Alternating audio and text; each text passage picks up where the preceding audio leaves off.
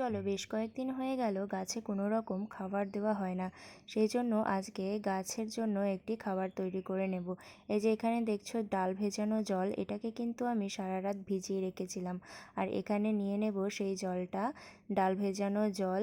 আর এই যে দেখছো এখানে চাল ভেজানো জল, এটাকে কিন্তু আমি ভালো করে ধুয়ে নেব। আর এই চাল ধোয়া জলটাকে কিন্তু আমি এই যে এখানে ডালের সঙ্গে মিশিয়ে নেব। আসলে চাল আর ডাল ধোয়া জল কিন্তু গাছের জন্য খুব উপকার। আর এর সঙ্গে আমি মেশাবো ভাতের মাড়, এই মাড়টাকেও কিন্তু আমি ভালোভাবে মিশিয়ে নেব। আর এটাকে পাতলা করার জন্য এখানে জল মিশিয়ে নেব। আর এই যে বেলকনিতে আসতেই দেখতে পাচ্ছি বেলি ফুল ফুটেছে, এটা দেখে তো আমি খুবই আনন্দিত। আর এখন কিন্তু বেলকনিতে প্রচণ্ড রোদ, সেই জন্য এই জলটাকে কিন্তু আমি এখন ব্যবহার করব না, অবশ্যই এটাকে আমি সন্ধ্যাবেলা ব্যবহার করব।